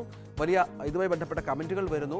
അർജന്റീന ഇങ്ങോട്ട് വരേണ്ട എന്നാണ് അദ്ദേഹം ഫേസ്ബുക്ക് പോസ്റ്റിലൂടെ. താനിപ്പോൾ മെസ്സിയുടെ ആരാധകനല്ല എന്നും പറഞ്ഞു വെക്കുന്നുണ്ട്. അതിൻ്റെ വിശദാംശങ്ങളാണ് അടുത്ത അരമണിക്കൂർ. അതിലേക്ക് പോകാം. CB അനുമോദും നമ്മോടൊപ്പം ചേരും. രണ്ട് പ്രധാനപ്പെട്ട FB പോസ്റ്റുകൾ സോഷ്യൽ മീഡിയ കഴിഞ്ഞ കുറേ മണിക്കൂറുകളായി ചർച്ച ചെയ്യുകയാണ്. അതിൽ ഒന്ന് ശ്രീ മുഹമ്മദ് കിനാലൂർ, അദ്ദേഹം EP സമസ്ത വിഭാഗത്തിൻ്റെ നേതാവ് കൂടിയാണ്. ഞാൻ നിങ്ങളിൽപ്പെട്ടവനല്ല എന്നാണ് FB പോസ്റ്റിൽ പറഞ്ഞിരിക്കുന്നത്. അതായത് അർജന്റീന ഫാൻസ് കേരളത്തിൽ വളരെ സജീവമാണ്. നമുക്കറിയാം ലോകകപ്പൊക്കെ നടക്കുമ്പോൾ അർജന്റീന ഫാൻസും ബ്രസീൽ ഫാൻസും തമ്മിലുള്ള വലിയ തോതിലുള്ള വാഗ്വാദങ്ങൾ, ആവേശകരമായ ആരോഗ്യകരമായ മത്സരങ്ങളൊക്കെ ഇവിടെ സംഭവിക്കാറുണ്ട്. അപ്പോൾ മെസ്സി കേരളത്തിൽ വരണമെന്ന് ആഗ്രഹിക്കുന്ന ആളിൽപ്പെട്ട ആളല്ല താൻ എന്നാണ് മുഹമ്മദ് കിനാലൂർ തൻ്റെ FB പോസ്റ്റിലൂടെ പറഞ്ഞിരിക്കുന്നത്. മറ്റൊന്ന് അബീദ് അടിവാരം, അദ്ദേഹം ഒരു സാമൂഹ്യ പ്രവർത്തകൻ കൂടിയാണ്. അദ്ദേഹം പറഞ്ഞിരിക്കുന്നത് അർജന്റീനയ്ക്ക് വേണ്ടി മലപ്പുറത്ത് ഉയർന്ന ഫ്ലക്സ് ബോർഡുകൾ ലോകത്തിൻ്റെ ശ്രദ്ധ. അതായത് നമുക്കറിയാം നേരത്തെ അർജന്റീനയ്ക്ക് വേണ്ടി ഒരുപാട് പോരാടുന്നൊരു ജനത കൂടിയാണ് മലപ്പുറത്തേത്. മനുഷ്യക്കുരുതി നടത്തുന്ന ഇസ്രായേലിനെ അനുകൂലിക്കുന്ന ലോകത്തിലെ 10 രാജ്യങ്ങളിൽ ഒന്നായ അർജന്റീനയ്ക്കെതിരെ കേരളത്തിൽ ഫ്ലക്സുകൾ ഉയരണം എന്നുള്ളതാണ് അദ്ദേഹത്തിൻ്റെ ആവശ്യം. അപ്പോൾ ആ വാർത്ത അർജന്റീനയിൽ എത്തണം. അത്തരത്തിൽ അർജന്റീന കൂടി മനസ്സിലാക്കണം കേരളത്തിൽ തങ്ങൾക്കെതിരെ പ്രതിഷേധമുണ്ട് എന്നുള്ളത്. അർജന്റീന ആരാധകർ ഫുട്ബോളിനേക്കാൾ മനുഷ്യരെ സ്നേഹിക്കുന്നവരാണെങ്കിൽ, നീതിബോധവും രാഷ്ട്രീയ ബോധവും സത്യസന്ധതയും ഉള്ളവരാണെങ്കിൽ അതിന് തയ്യാറാകണമെന്നാണ് അബീദ് അടിവാരം ഇതുമായി ബന്ധപ്പെട്ട് ആവശ്യപ്പെട്ടിരിക്കുന്നത്. ഈ പോസ്റ്റ് താഴെ ഒരുപാട് കമൻസ്, ഇതിനെ എതിർത്തും അനുകൂലിച്ചും മറ്റും ഒരുപാട് കമൻസ് ഇതുമായി ബന്ധപ്പെട്ട് വരുന്ന ഒരു സാഹചര്യം കൂടി ചേർത്ത് വെക്കണം. അത് വളരെ പ്രധാനപ്പെട്ട ഒരുപാട് കമൻസ് വരുന്നുണ്ട്. അതിലൊക്കെ എന്തിന് ഫുട്ബോളിനെ കളിയായി മാത്രം കണ്ടാൽ പോരെ, അതിനെന്ത് രാഷ്ട്രീയത്തിൻ്റെ മതത്തിൻ്റെ നിറം കലർത്തണം എന്ന ചോദ്യം ഇതുമായി ബന്ധപ്പെട്ട് വരുന്ന പോസ്റ്റുകൾ ധാരാളമായി ഉണ്ട് എന്നുള്ളതാണ് ഏറ്റവും പ്രധാനപ്പെട്ട കാര്യം. Football പ്രേമികളുടെ ഇഷ്ടരാജ്യമാണ് Argentina. പലസ്തീനികളെ കൊന്നൊടുക്കുന്ന ഇസ്രായേലിന് പിന്തുണ നൽകുന്ന ആ രാജ്യത്തിൻ്റെ ഫുട്ബോൾ ടീമിന് വേണ്ടി എത്ര ബാനറുകൾ പ്രത്യക്ഷപ്പെട്ടിരുന്നു. ആ ബാനറുകൾ ഇപ്പോൾ മെസ്സിയുടെ വരവിനായി കാത്തിരിപ്പിലല്ലേ മലയാളികൾ. അക്കൂട്ടത്തിൽ ഞാനില്ല എന്നാണ് മുഹമ്മദ് അലി കിനാലൂർ പറഞ്ഞു വെക്കുന്നത്. അവിടെയാണ് അനവധി പോസ്റ്റുകൾ. എന്തിനാണ് ഈ സീസണിൽ അർജന്റീനൻ വിരോധം വെച്ചു പുലർത്തുന്നതെന്ന ചോദ്യമുണ്ട്. ഇന്ത്യ എടുക്കുന്ന എല്ലാ നിലപാടുകളും നമ്മൾ സപ്പോർട്ട് ചെയ്യാറുണ്ടോ, അതുപോലെ തന്നെയല്ലേ അവരും എന്നുള്ള ചോദ്യമുണ്ട്. ഒരുത്തനും ഒരു മിശിഹായും ഇങ്ങോട്ട് വരേണ്ട എന്ന നിലപാടാണ് ഇപ്പോൾ കേരളം സ്വീകരിക്കേണ്ടത് എന്ന മറുപടിയുണ്ട്. അത്തരത്തിൽ ഇവിടെ അർജന്റീന കളിക്കാൻ വരുമ്പോൾ സ്റ്റേഡിയം നിറയെ ബാനറുകൾ ഉയരണം, പ്രതിഷേധം അവിടെ എത്തിക്കാനുള്ള നല്ലൊരു വഴിയാണ് ഇത് എന്നും പറഞ്ഞു വെക്കുന്നുണ്ട്. അങ്ങനെ വളരെ ആശിച്ച് കൊതിച്ച് മെസ്സിയും അർജന്റീനയും ഒക്കെ കേരളത്തിൽ എത്തുമെന്നുള്ള ഏതാണ്ട് കാര്യങ്ങൾ ഉറപ്പിച്ചെത്തുമ്പോഴാണ് ഇത്തരം ഒരു ചർച്ച കൂടി കേരളത്തിൽ സജീവമാകുന്നത് എന്നത് പ്രധാനമാണ്. CB അനുമോദ് ഏറ്റവും പുതിയ വിവരങ്ങളുമായി നമ്മോടൊപ്പം ചേരുവാണ്. അനുമോദ്, മലപ്പുറത്ത് നമുക്കറിയാം ഫുട്ബോൾ പ്രേമികളുടെ വലിയ ഒരു നാടാണ്. അവിടെ ലോകകപ്പ് ആവേശമൊക്കെ ഉണ്ടാകുമ്പോൾ എത്ര ഗംഭീരമായാണ് അതിനെ വരവേൽക്കുന്നത്. ആരോഗ്യകരമായ മത്സരമാണ്. ഫുട്ബോളിനെ ഫുട്ബോളായി മാത്രം കാണുന്ന ഒരു വിഭാഗം കൂടിയാണ് മലപ്പുറത്തുകാരെന്ന് നമുക്കറിയാം. ബ്രസീലുമായി ബന്ധപ്പെട്ടും അർജന്റീനയുമായി ബന്ധപ്പെട്ടും ഫാൻസ് ക്ലബ്ബുകളും മത്സരങ്ങളുമൊക്കെ ഉണ്ടെങ്കിൽ പോലും ഇപ്പോൾ ഈ ഒരു FB പോസ്റ്റ് സോഷ്യൽ മീഡിയയിൽ അല്ലെങ്കിൽ ഫുട്ബോളിനെ സ്നേഹിക്കുന്നവർക്കിടയിൽ എന്ത് ഇമ്പാക്റ്റാണ് ഉണ്ടാക്കിയിരിക്കുന്നത്? രഞ്ജിത്ത്, നമ്മൾ ഈ വിഷയം അതുമായി ബന്ധപ്പെട്ട് പലരുടെയും സാമൂഹ്യ മാധ്യമ അക്കൗണ്ടുകളിൽ, വ്യക്തിപരമായിട്ടുള്ള അക്കൗണ്ടുകളിൽ ഇത്തരം മെസ്സേജുകൾ അല്ലെങ്കിൽ സന്ദേശം കാണുന്നതല്ലാതെ ഒരു മാസമായിട്ടുള്ള അല്ലെങ്കിൽ വ്യാപകമായിട്ട് ഇത്തരത്തിലൊരു വിഷയം ഇവിടെ സജീവ ചർച്ചയാകുന്നുണ്ട് എന്ന് പറയാനായിരുന്നു. നമ്മൾ ഇതിനു ശേഷം പല യുവ സാമുദായിക സംഘടനകളുടെ നേതൃത്വത്തിലുള്ളവർ സംസാരിച്ചു, ഫുട്ബോൾ രംഗത്തുള്ളവരോട് സംസാരിച്ചു, ഫുട്ബോൾ ടീമുകളുടെ ഫാൻസ് അസോസിയേഷനുള്ളവർ സംസാരിച്ചു. പക്ഷേ അവരൊന്നും തന്നെ ഇത് ചിലരുടെ വ്യക്തിപരമായ അഭിപ്രായം എന്നതിനപ്പുറം ഫുട്ബോളിനെ ഇതുമായി കൂട്ടിക്കെട്ടേണ്ടതില്ല. ഇതൊരു കായിക ഇനമാണ്. ഇതൊരു ലോകത്തിലെ എല്ലാവരെയും ആവേശത്തിലാഴ്ത്തുന്ന, എല്ലാവരും നെഞ്ചേറ്റുന്ന ഒരു കായിക വിനോദമാണ്. അതിൽ തന്നെ അർജന്റീനൻ ടീം എന്ന് പറയുമ്പോൾ ലോകത്തിലെ എല്ലാവരും ഇഷ്ടപ്പെടുന്ന, ഏറ്റവും അധികം ആരാധകരുള്ള, പ്രത്യേകിച്ച് കേരളത്തിലും മലപ്പുറത്തൊക്കെ ഏറ്റവും അധികം ആരാധകരുള്ള ഒരു ടീം കൂടിയാണ് അർജന്റീന. അപ്പോൾ അർജന്റീനയുടെ ഈ ഒരു നിലപാടിന് അത് രാഷ്ട്രീയമായിട്ടുള്ള ഒരു നയതന്ത്ര സമീപനത്തിന്റെ അടിസ്ഥാനത്തിൽ കൂടി എടുക്കുന്ന നിലപാടുകളായിരിക്കാം. അതിനെ ഈ കായിക വിനോദവുമായിട്ടോ അല്ലെങ്കിൽ കായിക മേഖലയുമായിട്ടോ ഫുട്ബോളുമായിട്ടോ ഒന്നും കൂട്ടിക്കെട്ടുന്നതില്ല എന്ന ഒരു അഭിപ്രായം പൊതുവെ ഉയരുന്നുണ്ട് എന്നുള്ളത് പ്രധാനപ്പെട്ട ഒരു കാര്യമാണ്. അഭിപ്രായങ്ങൾ മറിച്ചുണ്ടായിരിക്കാം. ഒരുപക്ഷെ അതൊന്നും തന്നെ ഈ ഒരു മെസ്സിയുടെ വരവ് അല്ലെങ്കിൽ അർജന്റീന ടീമിന്റെ വരവും ഈ ഒരു വിഷയവുമായി ബന്ധപ്പെട്ട് കൂടുതൽ ആളുകളെ ബാധിക്കുന്നതായിട്ടോ കായിക പ്രേമികളെ ടെലിഫോണിലാണ്. ശ്രീ ആബിദ് അടിവാരം, ഈ കളിയായി മാത്രം കണ്ടാൽ പോരെ എന്നുള്ളതാണ്. നമുക്കറിയാം മലപ്പുറത്തിന് അങ്ങനെ ഒരു വേർതിരിവില്ലാത്ത ഒരു നാടാണ് ഫുട്ബോൾ പ്രേമികൾക്കിടയിൽ, പ്രത്യേകിച്ച് ബ്രസീലും അർജന്റീന എന്നൊക്കെ പറഞ്ഞ് മത്സരമുണ്ടെങ്കിൽ പോലും. പക്ഷേ ഇത്തവണ എന്തുകൊണ്ടാണ് ഇത്തരം എതിർപ്പ് കാര്യമായി ഉയരുന്നത്? നോക്കൂ, നമ്മുടെയൊക്കെ കാലഘട്ടത്തിൽ നമ്മൾ കാണുന്ന ഏറ്റവും വലിയൊരു വംശഹത്യയാണ് ഗസയിൽ നടന്നുകൊണ്ടിരിക്കുന്നത്. ഇപ്പൊ നമ്മള് രണ്ടാം ലോക മഹായുദ്ധകാലത്തെക്കുറിച്ച്, ഒന്നാം ലോക മഹായുദ്ധകാലത്തെക്കുറിച്ച്, അതിനുശേഷവും അതിനു മുമ്പൊക്കെ നടന്ന കൂട്ടക്കൊലകളെ കുറിച്ചൊക്കെ നമുക്കറിയാം, നമ്മൾ കേട്ടുകൊണ്ടിരിക്കുന്നു. പക്ഷെ നമ്മുടെ കാലഘട്ടത്തിൽ യുദ്ധം പോലുമല്ല, നമ്മുടെ കാലഘട്ടത്തിൽ നടന്നുകൊണ്ടിരിക്കുന്ന മനുഷ്യരെ പട്ടിണിക്കിട്ട് കൊല്ലുന്ന ഒരു വംശഹത്യ നടന്നുകൊണ്ടിരിക്കുമ്പോൾ ലോകം മുഴുവനും കിട്ടാവുന്ന മനുഷ്യത്വമുള്ള മനുഷ്യർ മുഴുവനും കിട്ടാവുന്ന എല്ലാ അവസരങ്ങളും ഉപയോഗപ്പെടുത്തിയിട്ട് ഇതിനെതിരെ പ്രതിഷേധിക്കുന്നുണ്ട്. അവര് സിനിമ അവാർഡുകൾ കൊടുക്കുന്ന വേദികളിൽ പ്രതിഷേധിക്കുന്നത് നമ്മൾ കാണുന്നുണ്ട്, കായിക വേദികളിൽ പ്രതിഷേധിക്കുന്നു, ഡിഗ്രി സർട്ടിഫിക്കറ്റ് വാങ്ങുന്ന കുട്ടികൾ പോലും പ്രതിഷേധിക്കുന്നത് നമ്മുടെ കൺമുമ്പിൽ നമ്മൾ കണ്ടുകൊണ്ടിരിക്കുകയാണ്. അപ്പൊ അതിനെതിരെ പ്രതിഷേധിക്കാനുള്ള ഒരു സാധ്യത ഏത് മേഖലയിൽ എവിടെ കിട്ടിയാലും ഉപയോഗപ്പെടുത്തേണ്ടതാണ്. അതിപ്പോ നമ്മൾ ഈ കായിക രംഗത്ത് ഇത്തരം സംഗതികൾ കളി വെറും കളിയല്ലേ എന്ന് നമ്മൾ പറയുന്നുണ്ട്. പക്ഷെ കളി വെറും കളിയല്ല. നമുക്കറിയാം, വർണ്ണവിവേചനത്തിന്റെ പേരിൽ ഒരു 1964 മുതൽ 88 വരെ ദക്ഷിണാഫ്രിക്കയെ ഒളിമ്പിക്സിൽ പങ്കെടുപ്പിച്ചിട്ടില്ല. ഈ കഴിഞ്ഞ നമ്മുടെ 2022 ഫിഫ യുക്രൈൻ ആക്രമിച്ചതിന്റെ പേരിൽ റഷ്യയെ അവരെ കളിയിൽ നിന്നും എല്ലാ കളികളിൽ നിന്നും മാറ്റി നിർത്തിയിട്ടുണ്ട്. അതേപോലെ സോവിയറ്റ് യൂണിയനിൽ നടന്ന അധിനിവേശം ഉണ്ടല്ലോ, ആ സോവിയറ്റ് യൂണിയൻ അഫ്ഗാനിൽ നടത്തിയ അധിനിവേശം, ആ അധിനിവേശത്തിന്റെ കാലത്ത് നടന്ന മോസ്കോയിൽ നടന്ന ഒളിമ്പിക്സിൽ അമേരിക്ക ഉൾപ്പെടെ 60ഓളം രാജ്യങ്ങൾ പങ്കെടുത്തിട്ടില്ല. അപ്പൊ കളികൾ മാത്രം വെറും കളികളല്ല, ലോകത്ത് നടന്നുകൊണ്ടിരിക്കുന്ന എല്ലാ അവസരങ്ങളും ഉപയോഗപ്പെടുത്തിക്കൊണ്ട് ഗസയിൽ നടക്കുന്ന ചരിത്രത്തിൽ തുല്യതയില്ലാത്ത വംശഹത്യക്കെതിരെ പ്രതിഷേധിക്കേണ്ടതുണ്ട്. ഇപ്പം മലപ്പുറം എന്നല്ല, കേരളം മൊത്തം നമുക്കറിയാം. ഒരുപക്ഷെ അർജന്റീന കഴിഞ്ഞാൽ അർജന്റീനയുടെ പൊടി ഏറ്റവും അധികം പാറിപ്പറക്കുന്ന ഭൂമിക ഒരു പക്ഷേ നമ്മുടെ കേരളമാണ്. അപ്പൊ ഇവിടെ സ്വാഭാവികമായിട്ടും അർജന്റീന ടീം വരട്ടെ, അവർ വരുന്നതിനെ തടയണം എന്നല്ല, പക്ഷെ അവർ വരുന്ന സമയത്തും അതിനു മുമ്പും അർജന്റീനയ്ക്ക് വേണ്ടി എങ്ങനെ ഫ്ലക്സുകൾ ഉയർന്നോ അതേപോലെ ലോകത്തെ 142ഓളം രാജ്യങ്ങൾ, ഇന്ത്യ അടക്കമുള്ള രാജ്യങ്ങൾ ഫലസ്തീന് ഒരു സ്വതന്ത്ര രാജ്യത്തിന്റെ പദവി കൊടുക്കണം എന്നാവശ്യപ്പെട്ടുകൊണ്ട് വന്ന പ്രമേയത്തെ പിന്തുണച്ചപ്പോ അതിനെ എതിർത്ത അപൂർവം രാജ്യങ്ങളിലൊന്നാണ് അർജന്റീന. അപ്പൊ ആ അർജന്റീനയെ പ്രതിഷേധം അറിയിക്കാനുള്ള സന്ദർഭമായിട്ട് അർജന്റീന ടീം ഇന്ത്യയിലേക്ക് വരുന്ന അവസരം നമ്മൾ ഉപയോഗപ്പെടുത്തണം. അത് നമ്മുടെ ഒരു മനുഷ്യത്വപരമായിട്ട് ഈ ലോകത്ത് ജീവിക്കുന്ന മനുഷ്യരുടെ ബാധ്യതയാണ്. ഇസ്രായേലിന്റെ കൂടെ നിൽക്കുന്ന ആളുകളെയും ഇത്തരം ഒരു സന്ദർഭങ്ങളിൽ നമ്മുടെ വികാരം, അല്ലെങ്കിൽ ലോകത്തിന്റെ വികാരം മനുഷ്യപക്ഷത്ത് നിന്നുകൊണ്ട് അവരെ കാണിക്കേണ്ട ഒരു ബാധ്യത നമുക്കുണ്ട്. അത് നമ്മൾ ചെയ്യണം എന്നാണ് ഈ പറയുന്നത്. ഈ ഇങ്ങനൊരു നമുക്കറിയാം, അർജന്റീന പോലെയുള്ള ടീം, പ്രത്യേകിച്ച് മെസ്സിയൊക്കെയാണത്, ഒരുപാട് നാളത്തെ ശ്രമങ്ങൾക്ക് ശേഷമാണ് അവരെ ഇങ്ങോട്ടേക്ക് എത്തിക്കാൻ സാധിക്കുന്നത് എന്നുള്ളതാണ്. അപ്പോൾ ഇത്തരത്തിലുള്ള ചർച്ചകൾ കേരളത്തിൽ നടക്കുന്നു എന്നുള്ള സൂചനകൾ വന്നാൽ ഒരുപക്ഷെ ഗാലറിയിലൊക്കെ അത്തരം പ്രതിഷേധങ്ങൾ ഉണ്ടാകുമെന്നും ബാനറുകൾ ഉയരുമെന്നുള്ള വിവരങ്ങളൊക്കെ പുറത്തേക്ക് വന്നാൽ, ചർച്ചയായാൽ അവരുടെ വരവ് തന്നെ ഒരുപക്ഷെ അവർ വേണ്ടെന്ന് വെച്ചേക്കാം. ശ്രീ അബീദ്, ഗാലറിയിൽ അങ്ങനെ പ്രതിഷേധം ഉയരണം. നമ്മുടെ ഈ ലോകത്ത് നടക്കുന്ന ലോകത്തിന്റെ എല്ലാ ഭാഗത്തും, ഇപ്പൊ അമേരിക്കയിലും യൂറോപ്യൻ രാജ്യങ്ങളിലൊക്കെ ദശലക്ഷക്കണക്കിന് മനുഷ്യരാണ് സിഡ്നിയിൽ കഴിഞ്ഞ ദിവസം 3 ലക്ഷം മനുഷ്യരാണ് പുറത്തിറങ്ങിയത്. നിങ്ങൾ ജപ്പാനിൽ ടോക്കിയോയിൽ കഴിഞ്ഞ ദിവസം 2 ലക്ഷം, ടോക്കിയോ കണ്ട ഏറ്റവും വലിയ പ്രകടനമാണ് നടന്നത്. അതൊന്നും മുസ്ലിം രാജ്യങ്ങൾ പോലുമല്ല. നിങ്ങൾ മനസ്സിലാക്കേണ്ടത് മുസ്ലിം രാജ്യങ്ങളെ ടോക്കിയോയിൽ നടക്കുന്നു, പാരീസിൽ നടക്കുന്നു, സിഡ്നിയിൽ നടക്കുന്നു. ഇത്തരം സ്ഥലങ്ങളിലൊക്കെ ലക്ഷക്കണക്കിന് ആൾക്കാർ ക്യാമ്പസിൽ നിന്നുള്ള വിദ്യാർത്ഥികൾ മുഴുവനും പുറത്തിറങ്ങി പ്രതിഷേധിക്കുന്നു. കിട്ടുന്ന അവസരങ്ങൾ മുഴുവനും, കായിക മേളകളിൽ മുഴുവനും, നമ്മുടെ മേളകളിൽ മുഴുവനും ഈ ഫലസ്തീന്റെ കൊടി ഉയരുന്നു. അങ്ങ് നമ്മുടെ നാട്ടിൽ കൊടി ഉയരുകയാണ് വേണ്ടത്. ആ കൊടി ഉയരുന്നില്ല, എല്ലാവർക്കും അറിയാം. ഇപ്പോ അർജന്റീനയുടെ ടീം എവിടെങ്കിലും പോകുന്നുണ്ടെങ്കിൽ ഇനി ഇത്തരം ഈ ഒരു കേരളത്തിന് ഈ ഒരു വിഷയം ഇല്ലെങ്കിൽ പോലും, അല്ലെങ്കിൽ അവർ വോട്ട് ചെയ്ത ഒരു വിഷയം ഇല്ലെങ്കിൽ പോലും, ഏത് കളി നടക്കുന്ന സ്ഥലങ്ങളിലും ജനശ്രദ്ധ വരുന്ന എല്ലാ മേഖലകളിലും ഫലസ്തീന്റെ കൊടി ഉയരും. ഫലസ്തീനിലെ ഗസയിലെ ആളുകൾക്ക് വേണ്ടിയിട്ട് ബാനർ ഉയരും. അങ്ങനെ ബാനർ ഉയരണം. അങ്ങനെ ഒരു ബാനർ ഉയരുമെന്ന് കരുതിയിട്ട് അവർ വരാതിരിക്കാനുള്ള ഒരു സാഹചര്യമൊന്നും ഇല്ല. അവർക്ക് പൈസ അവർക്ക് കൊടുക്കാന്നുള്ള കാശ് കൊടുത്താൽ അവർ വരും. അവർക്ക് മറ്റു രാഷ്ട്രീയമൊന്നും ഉണ്ടാവേണ്ട സാധ്യതയില്ല. പക്ഷേ അവർ വരികയും ആളുകൾ കൂടുകയും ചെയ്യുന്ന ഗാലറിയിൽ നമ്മൾ മനുഷ്യപക്ഷത്ത് നിന്നുകൊണ്ട് ലോകത്തെ മുഴുവൻ ജനങ്ങളും കാണിക്കുന്ന അതേ വികാരം നമ്മളും കാണിക്കുകയും ഗസയ്ക്ക് വേണ്ടിയിട്ട് നമ്മൾ ഫലസ്തീന്റെ പതാക ഉയരുകയും ഇവർ പട്ടിണിക്കിട്ട് കൊന്നുകൊണ്ടിരിക്കുന്ന പിഞ്ചു കുഞ്ഞുങ്ങൾക്ക് വേണ്ടിയിട്ട് നമ്മൾ മുദ്രാവാക്യം മുഴക്കുകയും അതിനുള്ള അവസരമായിട്ട് ഇതിനെ ഉപയോഗപ്പെടുത്തുകയും ലോകത്തെ നമ്മുടെ പ്രതിഷേധം കാണിക്കുകയും വേണം. ശരി, തുടരുക.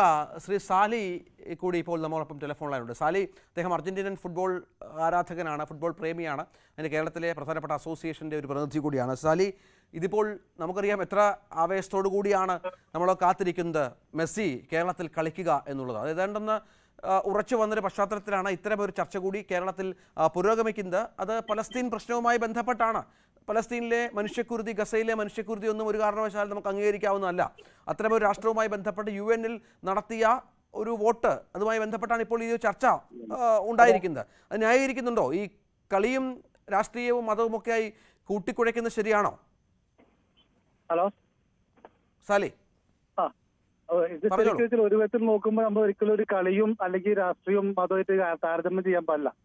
സ്പോർട്സ് എന്ന് പറഞ്ഞാൽ അതിന്റെ സ്പിരിറ്റിൽ എടുക്കേണ്ടതാണ്. പക്ഷെ ഈ ഇത്തരത്തിലുള്ള ഒരു സംഗതികൾ നടത്തുമ്പോൾ നമുക്ക് അതിനോട് സപ്പോർട്ട് ചെയ്യണതിൽ ചെറിയൊരു ബുദ്ധിമുട്ടുമുണ്ട്. കാരണം നമ്മൾ ഇഷ്ടപ്പെടുന്ന അർജന്റീന അല്ലെങ്കിൽ മെസ്സി ഇവരൊക്കെ പോലും പലസ്തീനെ സപ്പോർട്ട് ചെയ്യാതിരിക്കാൻ ഇതാക്കിയിരിക്കുമ്പോൾ നമുക്ക് മനസ്സിന്റെ ഉള്ളിൽ സ്വാഭാവികമായിട്ട് ഒരു വിഷമം വരുന്നുണ്ട്. പക്ഷെ എന്നിരുന്നാലും നമ്മളൊരു ഫുട്ബോൾ ആരാധകർ എന്നുള്ള നിലയ്ക്ക് ഹലോ പറഞ്ഞോളൂ, കേൾക്കാം സാലി. ഫുട്ബോൾ ആരാധകർ എന്ന നിലയ്ക്ക് നമ്മൾ കളി കാണാൻ പോകണം, അർജന്റീന വരണം എന്നുള്ളതാണ് എന്റെ ഒരു ആഗ്രഹം. പക്ഷെ എന്തായി കഴിഞ്ഞാലും ഇവിടെ ഈ ഒരു സമയത്ത്, ഇത്തരത്തിലുള്ള സമയത്ത് അർജന്റീനക്ക് ഇത്ര ഒരുപാട് ഫാൻസുകൾ ഇപ്പോൾ അർജന്റീന നമ്മൾ വാട്സപ്പ് ഗ്രൂപ്പിൽ തന്നെ മിസ്സായിക്കൊണ്ടിരിക്കുന്ന ഒരു സിറ്റുവേഷനാണ് ഇപ്പൊ കാണുന്നത്. അപ്പോ അതൊക്കെ നമുക്ക് സ്വാഭാവികമായിട്ട് വിഷമമുണ്ട്. നമുക്ക് ചില സ്പോർട്സ് എന്നുള്ള നിലയ്ക്ക് നോക്കുമ്പോൾ നമുക്ക് എന്തായി കഴിഞ്ഞാലും ആ ഒരു രീതിയിൽ നമുക്ക് മുന്നോട്ട് പോകാൻ പറ്റുള്ളൂ. പക്ഷെ മറ്റു രീതിയിൽ നോക്കുമ്പോൾ നമുക്ക് എന്തായി കഴിഞ്ഞാലും അത് അംഗീകരിക്കാനും പറ്റുന്നില്ല. ആ ഒരു രീതിയിലാണ് നമ്മൾ ആകെ ഒരു കൺഫ്യൂഷനിൽ നിന്നോണ്ടിരിക്കുന്ന സമയപ്പോ. ഈ വിവാദം ഇങ്ങനെ കത്തിപ്പടർന്നാൽ, അത് കൂടുതൽ സോഷ്യൽ മീഡിയ ഒക്കെ ഏറ്റെടുത്താൽ, അതങ്ങ് അർജന്റീന വരെ എത്തിയാൽ, അവർ ഇങ്ങോട്ടേക്ക് വരാതിരുന്നാൽ അത് ഫുട്ബോൾ പ്രേമികൾക്ക് ഒരു നഷ്ടമാവും. തീർച്ചയായിട്ടും നഷ്ടം. ഇതിപ്പോ മിനിസ്റ്റർ എന്ത് തീരുമാനം എടുക്കണോ ആ തീരുമാനത്തിൽ ജനങ്ങൾ ഒറ്റക്കെട്ടായി മുന്നോട്ട് പോകും. അല്ല, രാഷ്ട്രീയമായി ഇനിയിപ്പോൾ ഇത് അങ്ങനെ ഒരു തീരുമാനത്തിലേക്ക് എത്താനുള്ള സാഹചര്യമില്ല. പക്ഷേ ഞാൻ പറഞ്ഞത് ഈ ഫാൻസ് എല്ലാം കാത്തിരിക്കുന്ന ഒരു അവസരം കൂടിയാണിത്.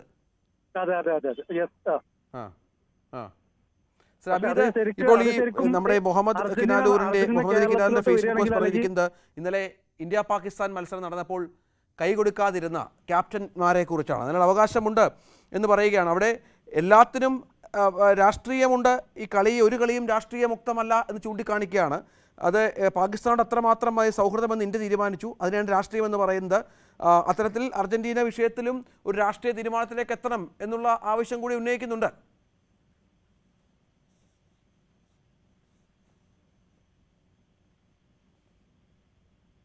ശ്രീ മുഹമ്മദ് കിനാലൂർ, ശ്രീ ആബിദ് അലി എൻ്റെ ചോദ്യം കേട്ടിരുന്നോ? ഇല്ല, അദ്ദേഹം ആബിദ് അടിവാരം, അദ്ദേഹം ടെലിഫോൺ. അതെ, കേൾക്കാമോ സാർ? പറഞ്ഞോളൂ കേൾക്കാം. എൻ്റെ ചോദ്യം കേട്ടിരുന്നോ? ഇല്ല, കേട്ടില്ല. അതായത് ഈ ഇന്നലത്തെ പാകിസ്ഥാൻ ഇന്ത്യ മത്സരത്തിൽ ഇരു ക്യാപ്റ്റന്മാരും കൈകൊടുത്ത് പിരിഞ്ഞില്ല. അതൊരു തീരുമാനമായിരുന്നു എന്നാണ് മനസ്സിലാക്കേണ്ടത്. ഒപ്പം പാകിസ്ഥാനുമായി നമ്മുടെ രാജ്യത്തോ അല്ലെങ്കിൽ പാകിസ്ഥാനിലോ കളിക്കില്ല എന്നുള്ള തീരുമാനം കൂടി നമ്മുടെ ഭാഗത്തുനിന്നുണ്ട്. നമുക്കറിയാം, മത്സരമൊക്കെ നടത്തുന്നത് പലപ്പോഴും സ്വതന്ത്രമായ അല്ലെങ്കിൽ ഒരു ന്യൂട്രൽ പ്ലേസിലായിരിക്കും. ദുബായിലോ ശ്രീലങ്കയിലോ മറ്റെവിടെയെങ്കിലും പ്രദേശത്തായിരിക്കും പലപ്പോഴും മത്സരം നടക്കുന്നത്. അങ്ങനെ രാഷ്ട്രീയമായ തീരുമാനമെടുക്കാൻ ഒരു ഭരണകൂടത്തിന് സ്വാതന്ത്ര്യമുണ്ട്. അങ്ങനെ അത്തരം കാര്യങ്ങളിൽ ഇത് മാതൃകയാക്കണം, ഇത്തരം കാര്യങ്ങളിൽ മാതൃകയാക്കണം എന്നുള്ള ആവശ്യം കൂടി ഇപ്പോൾ സോഷ്യൽ മീഡിയയിൽ ഉയരുന്നുണ്ട്. കളികളിൽ രാഷ്ട്രീയമുണ്ട് എന്ന കാര്യത്തിൽ യാതൊരു സംശയമില്ല. ഞാൻ നേരത്തെ പറഞ്ഞല്ലോ, അതിന്റെ പേരിലാണ് കളികളുടെ രാഷ്ട്രീയം ഉള്ളത് കൊണ്ടാണ് ദക്ഷിണാഫ്രിക്കയെ വർഷങ്ങളോളം ഒളിമ്പിക്സിന് മാറ്റി നിർത്തിയിട്ടില്ലേ. ഇപ്പൊ യുക്രൈനെ ഫിഫയിൽ നിന്ന് യുക്രൈൻ ആക്രമിച്ചതിന്റെ പേരിൽ റഷ്യ മാറ്റി നിർത്തിയിട്ടില്ലേ. അപ്പൊ കളിയിൽ രാഷ്ട്രീയമുണ്ട്. അത് ഒരുപാട് ഉദാഹരണങ്ങളുണ്ട്. കളിയിൽ രാഷ്ട്രീയമുണ്ട്. അങ്ങനെ രാഷ്ട്രീയമില്ലാത്ത ഒരു മേഖലയും ഇവിടെ അല്ല, കളിയിൽ രാഷ്ട്രീയമുണ്ട്. അപ്പൊ ഇവര് ഈ ഇന്ത്യയും പാകിസ്ഥാനിലും നമ്മളെ കളി നിങ്ങൾക്ക് അറിയാം. 2012 കാലഘട്ടത്തിലൊക്കെ ഇന്ത്യ പാകിസ്ഥാൻ ഗെയിം സംഘടിപ്പിക്കുന്നതിന്റെ പേരിൽ പോലും BJP ഒക്കെ ഈ നാട്ടിലുണ്ടാക്കിയ പ്രശ്നങ്ങൾ നമുക്ക് അറിയാൻ പറ്റും. അപ്പോ നമ്മൾ ഏത് മേഖലയിലാണെങ്കിലും രാഷ്ട്രീയമുണ്ട്. പ്രത്യേകിച്ച് ഇപ്പൊ നമ്മുടെ കളിക്കാരുടെ വികാരം പോലെ നമ്മളിപ്പോ ഇവിടുത്തെ കളിക്കാരുടെ കേരളത്തിലെ കുറച്ച് കളിക്കാരുടെ വികാരമാണോ അതല്ലെങ്കിൽ ഗസയിൽ മരിച്ചു വീഴുന്ന കുഞ്ഞുങ്ങളുടെ ജീവനാണോ പ്രശ്നം എന്നൊരു ചോദ്യം നമ്മുടെ മുമ്പിലുണ്ട്. അപ്പൊ കളികൾ നടക്കട്ടെ അല്ലെങ്കിൽ മെസ്സി വരട്ടെ, അതൊന്നുമല്ല പ്രശ്നം. വരുന്ന സമയത്ത് അതിലൊരു പ്രതിഷേധ പ്രകടനം അല്ലെങ്കിൽ അതിനോടുള്ള ഒരു പ്രതിഷേധം കേരളത്തിൽ ഉണ്ടാവേണ്ടതുണ്ട്. ആ പ്രതിഷേധം തീർച്ചയായിട്ടും ഉണ്ടാവും. അത് ആ പ്രതിഷേധത്തിലേക്ക് നീങ്ങിക്കൊണ്ടിരിക്കുന്നുണ്ട്. ആ പ്രതിഷേധം കേരളത്തിൽ ഉണ്ടാവും. അവർ വരുന്ന ആൾക്കാരെ തടയേണ്ട കാര്യമൊന്നുമില്ല. അവർ വരട്ടെ, കളിക്കട്ടെ, പോട്ടെ. പക്ഷെ ഒരു പ്രതിഷേധം ആ കാര്യത്തിൽ അവർ വരുന്ന വേദികളിൽ, അവർ വരുന്ന നാടുകളിൽ, അവർ വരുന്ന തെരുവുകളിൽ അവർ കാണിച്ചുകൊണ്ടിരിക്കുന്ന ഇസ്രായേലിനെ അനുകൂലിക്കുന്ന ഗസയിലെ കൂട്ടക്കുരുതി, നമ്മുടെ ചരിത്രത്തിൽ തുല്യതയില്ലാത്ത വിധം മനുഷ്യരെ പട്ടിണിക്കിട്ട് കൊല്ലുന്ന ആളുകളോട് അവർ കാണിക്കുന്ന അനുകമ്പയ്ക്കും സപ്പോർട്ടിനും ലോകം അവർക്കെതിരാണ് എന്ന് അവരെ കാണിക്കാനുള്ള അവസരമായിട്ട് നമ്മൾ അതിനെ ഉപയോഗപ്പെടുത്തണം. ഒരു പക്ഷേ അവർ ഇതിന്റെ ഇത്തരം ഒരു പ്രതിസന്ധി കേരളത്തിൽ നടക്കുന്നതുകൊണ്ട് അവർ വരാതിരിക്കാനുള്ള സാധ്യത ഉണ്ടെങ്കിൽ അതൊരു വലിയ നഷ്ടമായിട്ട് എടുക്കാനില്ല എന്നാണ് ഞാൻ കരുതുന്നത്. കാരണം മെസ്സിയുടെ കളിയേക്കാളും നമ്മുടെ നാട്ടിലെ ഫാൻസിന്റെ സന്തോഷത്തെക്കാളും പ്രധാനമാണ് ഗസയിലെ കുഞ്ഞുങ്ങളുടെ പ്രശ്നം എന്ന് ലോകം മനസ്സിലാക്കുന്നുണ്ട്. അതുകൊണ്ടാണ് ലോകത്തെ മനുഷ്യർ മൊത്തം, ഇതിൽ മതമൊന്നുമില്ല, ഇതിൽ മതവും ജാതിയും ഒന്നുമില്ല, മനുഷ്യനേ ഉള്ളൂ. അതുകൊണ്ടാണ് മതം ഞാൻ നേരത്തെ പറഞ്ഞല്ലോ, മതമാണെന്നുണ്ടെങ്കിൽ ജപ്പാനിൽ മുസ്ലിങ്ങൾ വളരെ അപൂർവമായിട്ട് മാത്രം മുസ്ലിങ്ങളിൽ, ടോക്കിയോയിൽ എന്തിനാണ് ദശലക്ഷക്കണക്കിന് മനുഷ്യർ തെരുവിലേക്ക് ഇറങ്ങുന്നത്, പാരീസിൽ എന്തിനാണ് ഇറങ്ങുന്നത്, സിഡ്നിയിൽ എന്തിനാണ് ഇറങ്ങുന്നത്? ഇതിൽ മതമില്ല, ഇതിൽ മതത്തിന്റെ പ്രശ്നമില്ല, ഇതിൽ ജാതിയില്ല, ഇതിൽ മറ്റൊന്നുമില്ല. ഇതിലാകെ മനുഷ്യരെ കൊല്ലുന്നു എന്നുള്ളതാണ്. കുറെ മനുഷ്യരെ ചുറ്റും നിന്ന് പട്ടിണിക്കിട്ടിട്ട് കൊല്ലുന്നു എന്നുള്ള വിഷയമാണ്. അതിനേക്കാൾ വലിയ ഒരു വികാരവും അതിനേക്കാൾ വലിയ ഒരു കളിയും ഇന്ന് ലോകത്ത് നിലനിൽക്കുന്നില്ല. അതുകൊണ്ട് തന്നെ അതിനെതിരെ പ്രതിഷേധം ഉണ്ടാവണം, പ്രതിഷേധം ഉണ്ടാവേണ്ടതാണ്. അതിന്റെ പേരിൽ കളി മുടങ്ങുന്നു എന്നുള്ളത് ഒരു കാരണവശാലും അങ്ങനെ മുടങ്ങുന്നു എന്നുള്ളത് കൊണ്ട് ഈ പ്രതിഷേധം ഇല്ലാതിരിക്കുക, പ്രതിഷേധം നിർത്തിവെക്കുകയോ ചെയ്യേണ്ട യാതൊരു സാഹചര്യവും നിലനിൽക്കുന്നില്ല. ശരി ആബിദ്, നന്ദി താങ്കളുടെ പ്രതികരണത്തെ. ഏതായാലും ഈ വിഷയം സോഷ്യൽ മീഡിയയിൽ വലിയ ചർച്ചയാണ് ഇപ്പോൾ ഉരുത്തിരിഞ്ഞിരിക്കുന്നത് എന്നുള്ളതാണ് ഏറ്റവും പ്രധാനപ്പെട്ട വിവരം. അനുമോദ് തൊടുന്നുണ്ട്. അനുമോദ്, ഇതിപ്പോൾ ഫുട്ബോൾ ഫാൻസുകൾ ഇതിൻ്റെ അടിയിലൊക്കെ ഒരുപാട് കമൻസുകൾ ഇടുന്നുണ്ട്. അതിലൊക്കെ അനുകൂലിച്ചും പ്രതികൂലിച്ചും ഉള്ളതാണ്. ഏതെങ്കിലും തരത്തിൽ മെസ്സി വരാനുള്ള സാധ്യതയെ അല്ലെങ്കിൽ അർജന്റീൻ ടീം ഇന്ത്യയിലേക്ക് വരാനുള്ള സാധ്യതകളെ ബാധിക്കുന്ന തരത്തിലേക്ക് ഇതൊരു ചർച്ചയായി മാറുന്നുണ്ടോ അനുമോദ്?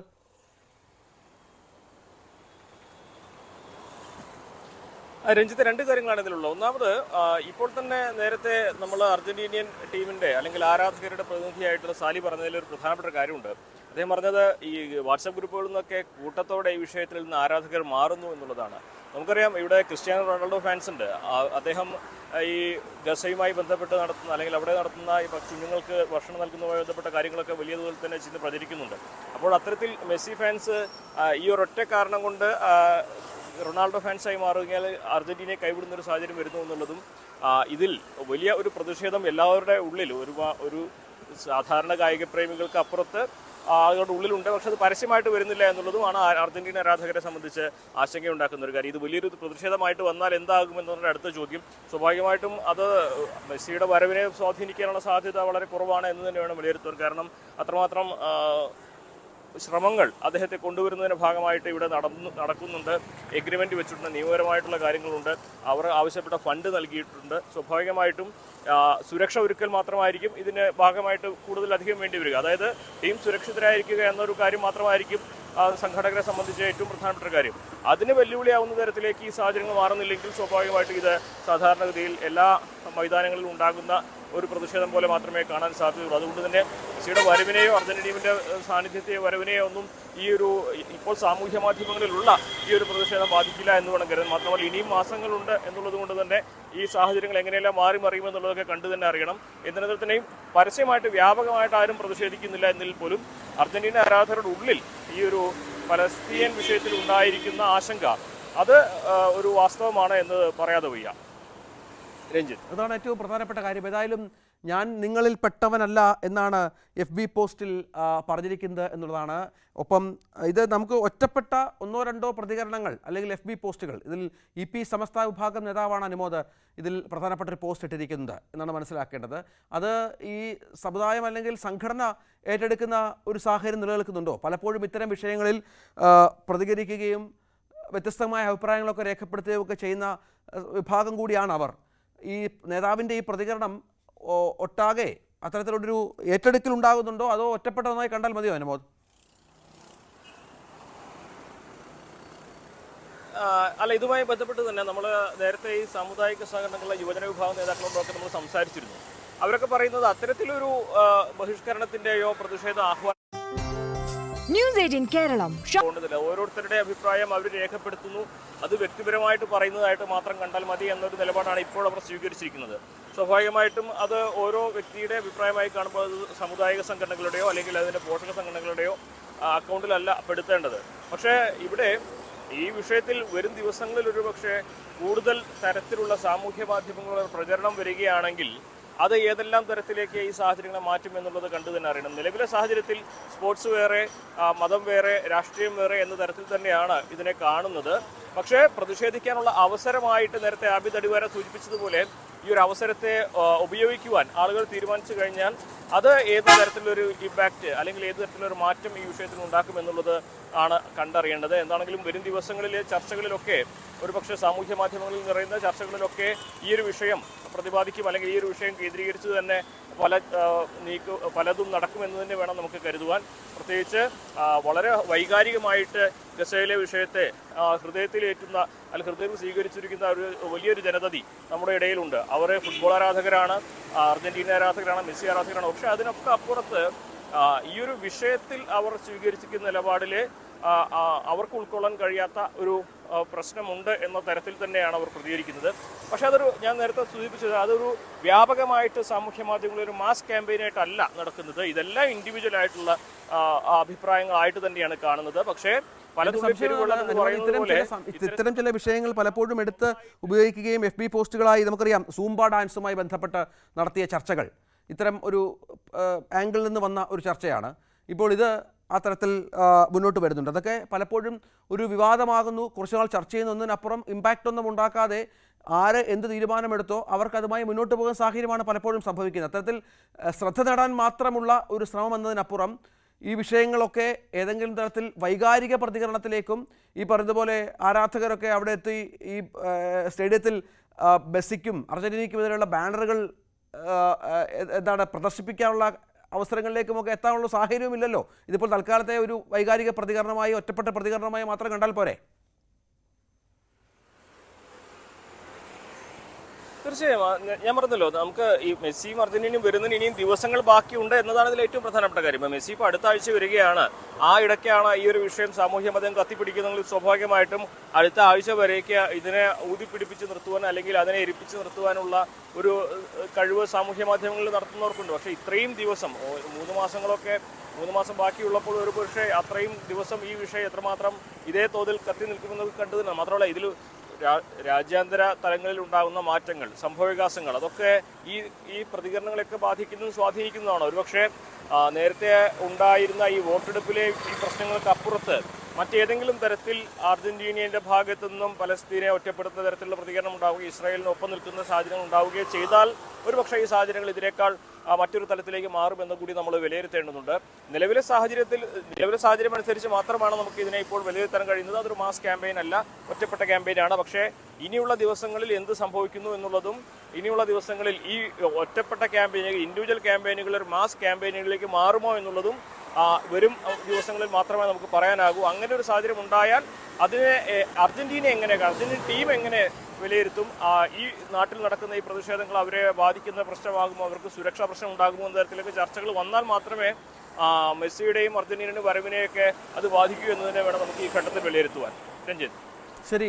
ശരി അനുമോദ. ഇപ്പോൾ ശ്രീ ഉപ്പൂടൻ ഷൗക്കത്ത് കൂടി ടെലിഫോൺ ലൈനിലുണ്ട്. അദ്ദേഹം മലപ്പുറം ഫുട്ബോൾ ലവേഴ്സ് ഫോറത്തിൻ്റെ പ്രതിനിധിയാണ്. ഷൗക്കത്ത്, മെസ്സിയെയും കാണാനും അർജന്റീനയുടെ കളി കാണാനുമോ കാത്തിരിക്കുന്ന നിരവധി ഫുട്ബോൾ പ്രേമികളുടെ കൂട്ടത്തിൽ ഒരാളാണ് താങ്കൾ എന്നെനിക്കറിയാം.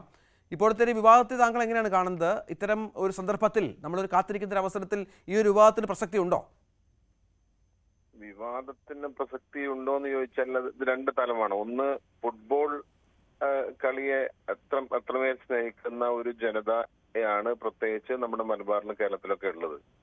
പക്ഷെ എന്നിരുന്നാലും ഇതിനെ വൈകാരികമായി കാണുന്ന ഒരു വിഭാഗത്തെ നമ്മൾ ഒരിക്കലും മറന്നുകൂടാ. കാരണം ഒരു നിരക്കാത്ത ഒരു ക്രൂരത ഒരു ഭാഗത്ത് നടന്നുകൊണ്ടിരിക്കുമ്പോൾ ആ ജനതയോട് ഐക്യദാർഢ്യം പ്രകടിപ്പിക്കുന്ന ഒരു സമൂഹമാണ് തീർച്ചയായിട്ടും കേരളത്തിലുള്ളത്.